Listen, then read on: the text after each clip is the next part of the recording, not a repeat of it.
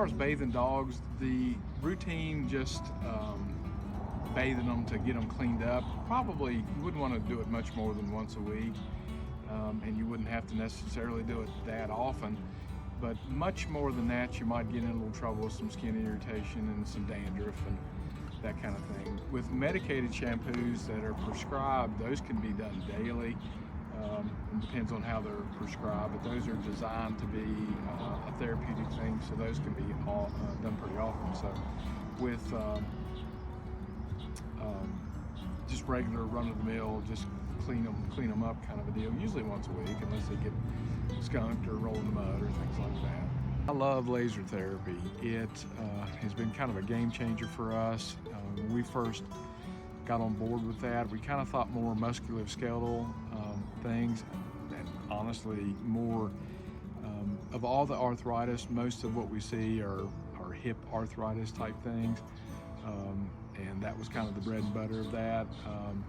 As we got to use it, anything from, still musculoskeletal, from back pain to anything that maybe hit a car that may have injured its wrist or whatever, those work very, very well.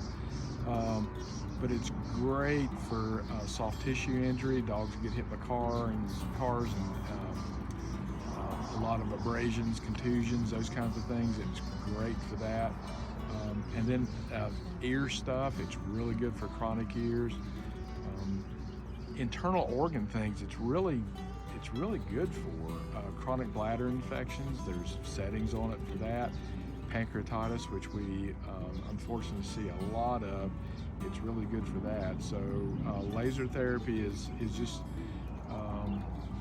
there is a lot of uses for that. Well, they do get conjunctivitis, which is what pink eye is, and a lot of times that can be an allergic thing, where they just like you and me, would just get red eyes and irritation from pollen and those kinds of things. There is infectious pink eyes too, where they get a conjunctivitis and an infection within their eye, and it can be confined to just the white part of the eye, or maybe it's called the conjunctiva, which is the pink tissue under your eyelids. So they can certainly get infections there. With eye stuff, you don't want to fool around with that. If there's any kind of lesion on the cornea, that needs to be addressed very, very quickly, and that can be kind of show up as a conjunctivitis, just red eyes. So you could have a conjunctivitis symptom, but actually have a corneal lesion.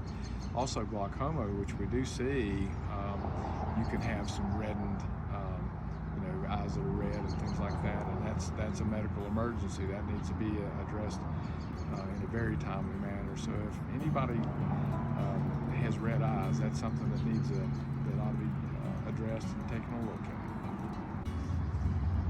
Well, with dandruff on cats and dogs, a good emollient shampoo, or a good there's shampoos that have a little cortisone in them that can cool them down if they're a little itchy, things like that. Sometimes the flaky skin can be an indication of a little bit more some dermatitis going on, and maybe that needs to be addressed. There's a lot of really, really good anti-itch medicines now that are really safe and really, really effective. They work. There's receptors for everything in the body, and there is in the dog one receptor that's responsible for itching, and there's two medicines now that will block that receptor.